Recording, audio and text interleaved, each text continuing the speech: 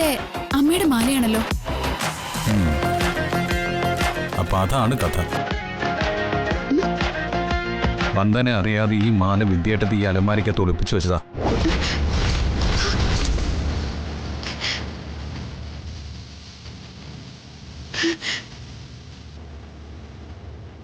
അതേ വന്ദനെ കുളിക്കുന്ന സമയം നോക്കി ഒളിച്ചു വന്നതാ.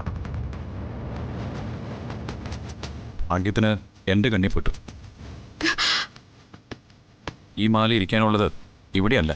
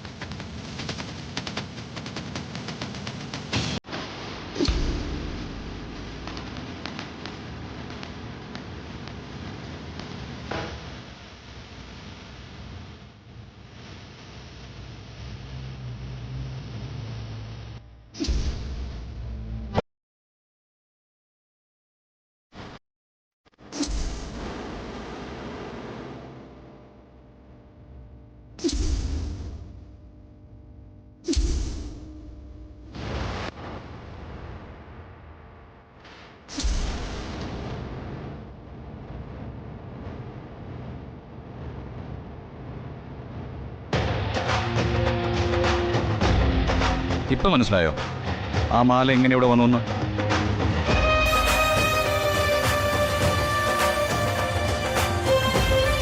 വിദ്യേട്ടത്തി എന്റെ വന്ദനയെ കള്ളിയാക്കാൻ വേണ്ടി നോക്കിയതാ അല്ലേ?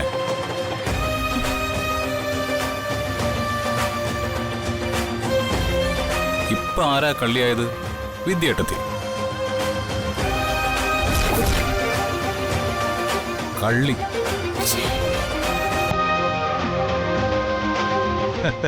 കള്ളി. ആ ഇതേ എനിക്കൊന്ന് പടക്കം പൊട്ടിച്ച് ആഘോഷിക്കണം. വാ വന്ദനെ,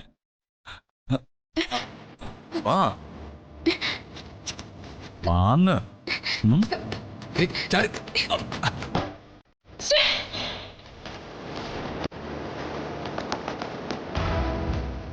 ശാപം പിടിച്ച ജന്മം, ജാതക ദോഷക്കാര്, കൂടെ കള്ളി എന്ന സ്ഥാനപ്പേര് കൂടെ കിട്ടിയന.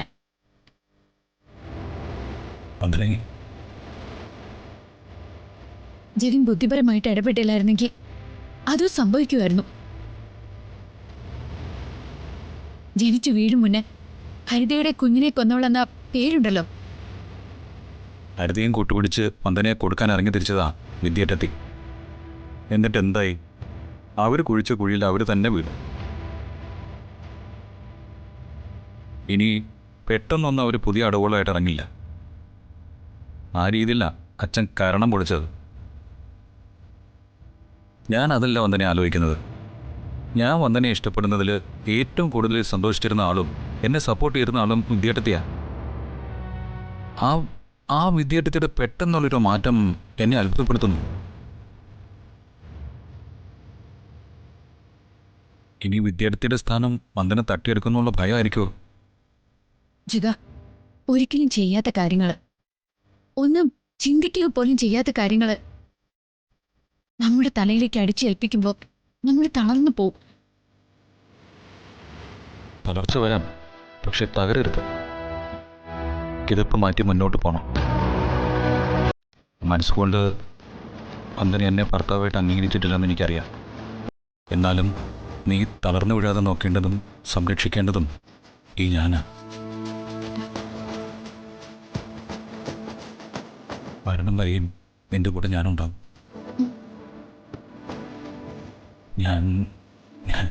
ഞാൻ ആദ്യമായിട്ട് ഇഷ്ടപ്പെട്ടത് എൻ്റെ ബാഹ്യമായ സൗന്ദര്യമല്ല.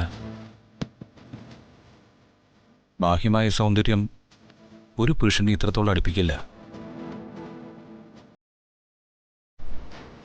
നിന്റെ ഡ്രസ്സിങ്, നടത്തം, സംസാരത്തിലെ വിനയം, എന്തും സഹിക്കാനുള്ളൊരു മനസ്സ്, ഇതൊക്കെയാ എന്ത് വില കൊടുത്തും വന്ദനെ സ്വന്തമാക്കണമെന്ന് എന്നിൽ ഉറപ്പിച്ച ഘടകങ്ങൾ.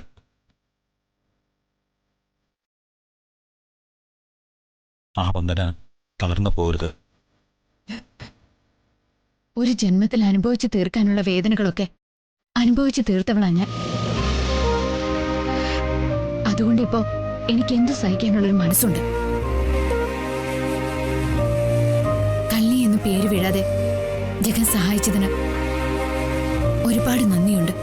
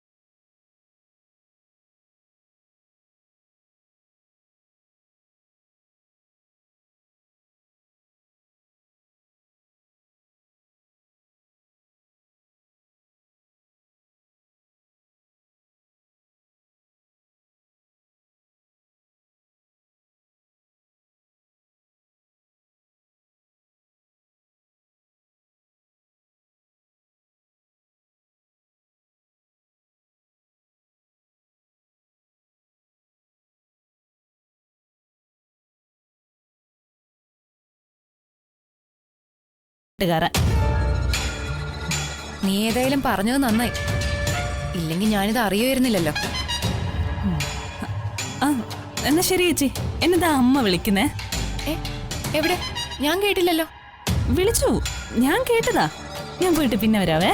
അമ്മേ, അതാ വരുന്നമ്മേ. രക്ഷപ്പെട്ടു.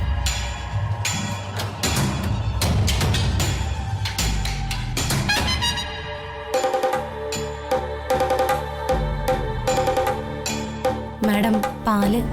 ആ, അവിടെ വെച്ചേക്ക്. തമ്പുരാട്ടിക്ക് തിളച്ച പാല് കുടിക്കാനല്ലേ ഇഷ്ടം.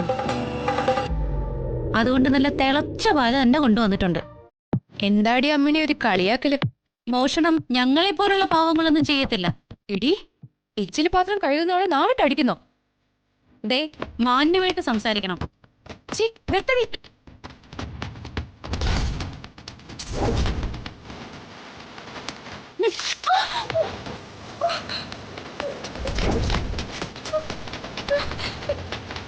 എന്നാ പോട്ടെ കൊച്ചമ്മേ.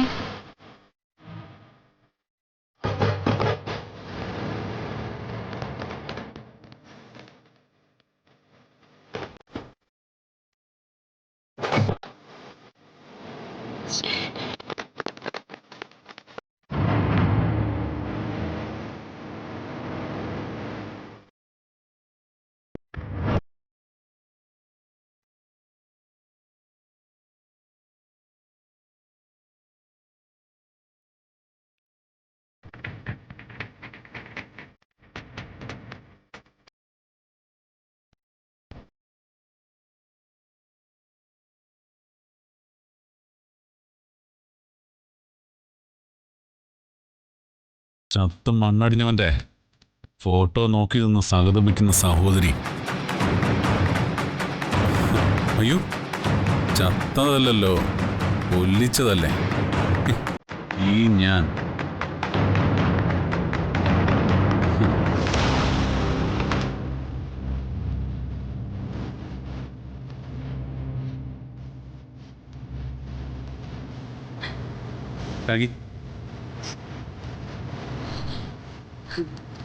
എന്താ മോളെ ഇത്? ചിലരുള്ളപ്പോ അവര് നമുക്ക് ആരായിരുന്നു എന്ന് മനസ്സിലാക്കാൻ പറ്റില്ല. ഒരിക്കലും തിരികെ കിട്ടാത്ത വിധത്തിൽ നഷ്ടപ്പെടുമ്പോ തിരിച്ചറിയും. ആ തണലും തലോടലും എത്ര പ്രിയപ്പെട്ടതായിരുന്നു എന്ന്. എന്തായാലും രാജീവളിയൻ ഇത്ര പെട്ടെന്ന് കൊല്ലപ്പെടുമെന്ന് ഞാൻ കരുതിയില്ല. കൊല്ലപ്പെട്ടതല്ലോ, മഴയത്ത് സംഭവിച്ച ആക്സിഡന്റ് അല്ലേ? ആ ഏതോ വണ്ടി ഇടിച്ചെന്നോ അതോ അളിയൻ്റെ വണ്ടി ആ വണ്ടിയിൽ ഇടിച്ചെന്നോ ആർക്കറിയാം. പോയത് പോയി, നഷ്ടം നമുക്ക് മാത്രം.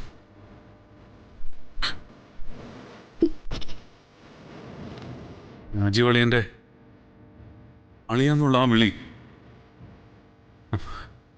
ഇപ്പോഴെൻ്റെ കാതിൽ മുഴങ്ങ.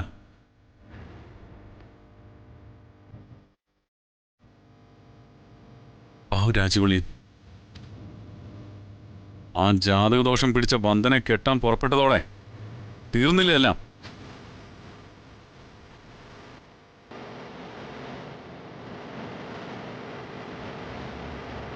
സാഗറെ, ആ വക്കീല് വരാന്ന് പറഞ്ഞിട്ട് ഇതുവരെ കണ്ടില്ലല്ലോ.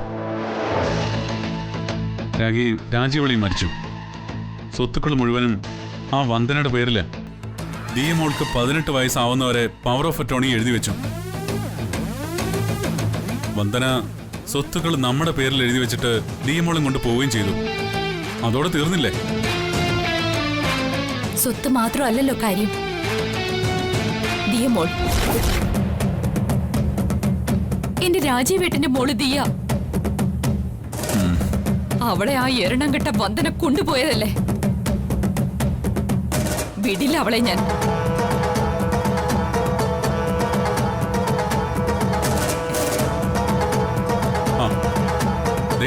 വക്കീല് വന്നല്ലോ. നമസ്കാരം. നമസ്കാരം. ഇരിക്കും. വക്കീലിന് കാര്യങ്ങളൊക്കെ അറിയാലോ. സാഗർ വിളിച്ചപ്പോഴേ ഞാൻ ചിന്തിച്ചതാ എന്തിനായിരിക്കും ഇപ്പൊ എന്നെ വിളിപ്പിക്കുന്നതെന്ന്. ആ വിൽപ്പത്ര പ്രകാരം രാജീവ് മേനോന്റെ മകൾ ദിയയ്ക്ക് 18 വയസ്സ് പൂർത്തിയാകുന്നതുവരെ നിയമപരമായി ഒരു ക്രയവിക്രയവും നടക്കില്ല.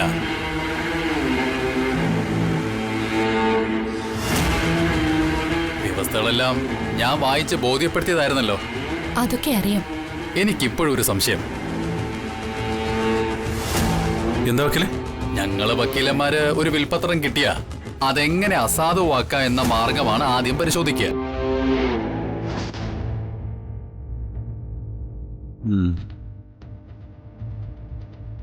പക്ഷേ ദിയയുടെ അച്ഛൻ രാജീവ് മേനോൻ എഴുതി വെച്ച ആ വിൽപ്പത്രം വായിച്ചപ്പോ രാജീവ് മേനോനെ ആരോ കൊല്ലുമെന്ന് അയാൾ വിശ്വസിച്ചിരുന്നു.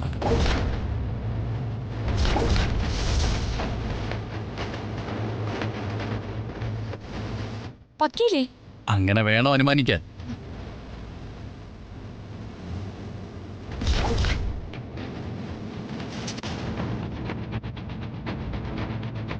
അല്ലെങ്കിൽ ഇത്ര പഴുതുകളില്ലാതെ ഒരു വിൽപ്പത്രം തയ്യാറാക്കില്ല,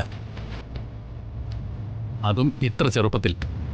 സാഗറെ, ആരാ എന്റെ ഏട്ടനെ കൊന്നത്? സാഗറെ, ആരായിരിക്കും?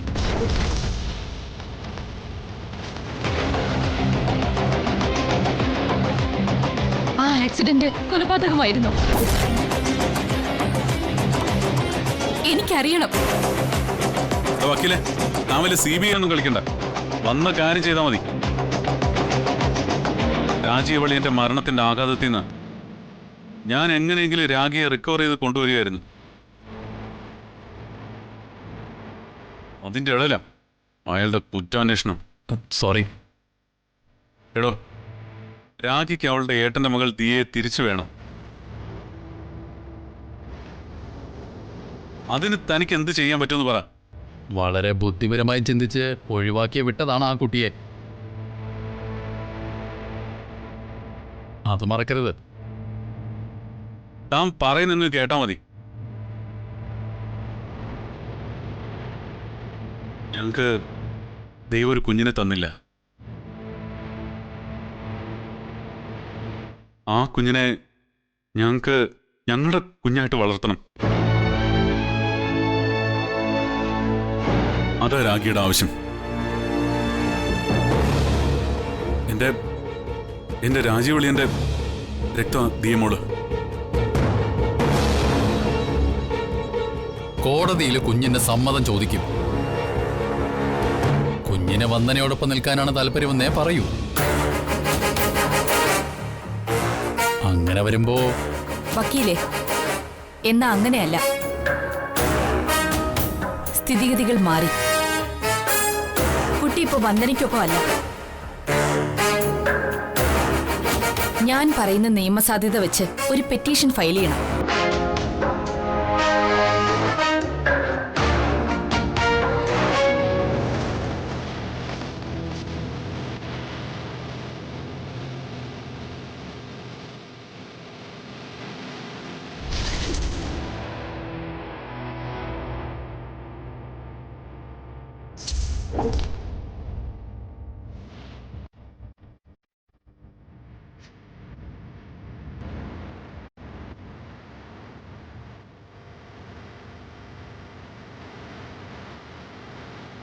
മതി, ദിയെ തിരികെ കൊണ്ടുവരാൻ ഇതൊക്കെ ധാരാളം.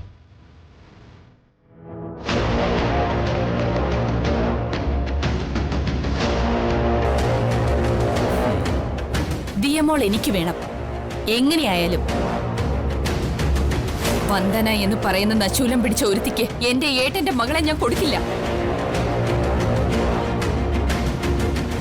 സാഗറെ, വക്കീലിന് ഫീസ് എന്താന്ന് വെച്ചാൽ കൊടുക്കണം.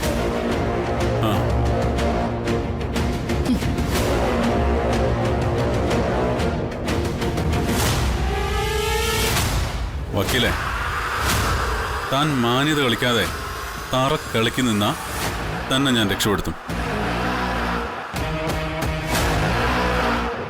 ആദ്യം ദിയെ രാഗിക്ക് സ്വന്തമാക്കാനുള്ള വഴികൾ തുറന്നു കൊടുക്കണം. പിന്നെ ദിയെ ഇവിടെ വന്നാൽ അവളെ ആരും കാണാത്ത രീതിയിൽ ഞാൻ കൊന്നൊടുക്കും. ഒരു തമാശ. ഒരു കൊച്ചിനെ കൊല്ലുന്നത് വളരെ സുഖമുള്ള ഏർപ്പാടാണ്. ബാക്കിയൊന്നൊപ്പം നിന്ന് തന്നാൽ മതി. ബാക്കി കാര്യങ്ങൾ സാഗർ ചെയ്തോളാം.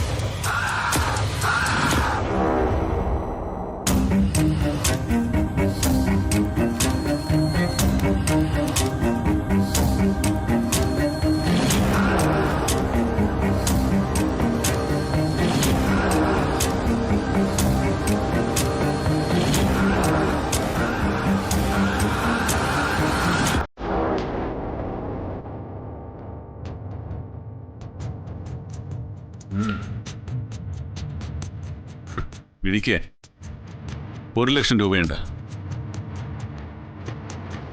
ഇത് ആദ്യം കേടു.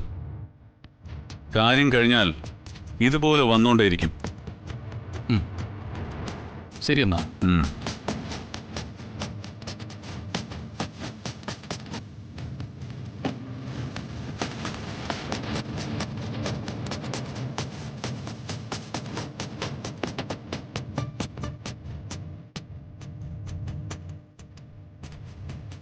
അല്ല റാസ്കൽ, ഇവനെയൊന്നും വിശ്വസിച്ചൂടാ.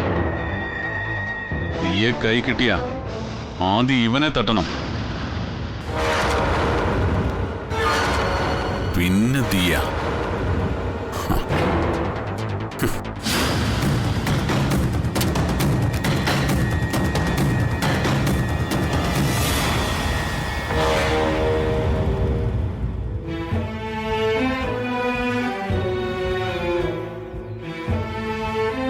ചന്ദ്രിക ഒന്നുകൂടെ ഒന്ന് വിളിച്ചു നോക്കുമോളെ.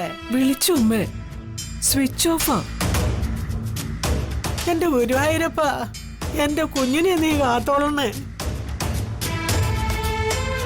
എന്ത് ചെയ്യാനും മടിക്കാത്തവരെ അവന്മാര്. ഈ ദുരിതങ്ങളെല്ലാം ഉണ്ടാക്കി വെച്ചിട്ട് നിന്റെ 2 ആമക്കള് അകത്ത് കയറി ഇരിപ്പുണ്ടല്ലോ, ശവങ്ങള്. എത്തിയില്ലോ. അമ്മേ, എന്നെയും കൂടി ഇങ്ങനെ ടെൻഷൻ അടുപ്പിക്കാതെ. അച്ഛൻ ആരോടും വഴക്കിനും വക്കാണത്തിനൊന്നും പോവില്ല. പണം അടയ്ക്കാൻ കുറച്ച് ദിവസം കൂടി നീട്ടിത്തരണമെന്ന് പറയാൻ പോയതല്ലേ, അല്ലാതെ തർക്കത്തിനൊന്നും പോയതല്ലല്ലോ. അച്ഛൻ ഇങ്ങ് വരും. ആ മിനു അവിടെ മിണ്ടാപ്രാണിയാണെങ്കിൽ ഒരു സങ്കടം വരുമ്പോ അവൻ കൂടെ കണ്ടേനെ. അവരിതെങ്ങോട്ടാ പോയേ? ഇല്ല മുത്തശ്ശി, വിനു അങ്കിള് രാവിലെ പോയി. എന്നോട് പറയാതെ അവനിത് എവിടെയാ പോയ രാവിലെ? ഇവിടെ എന്തൊരു വട്ടമേശ സമ്മേളനം? പ്രകാശങ്ങളെ അച്ഛനെ കാണാതെ എല്ലാരും വിഷമിച്ചിരിക്ക. ഓരോരുത്തന്മാർ ഓരോന്ന് ചെയ്തു കൂട്ടിയതിന്റെ ഫല അനുഭവിക്കട്ടെ.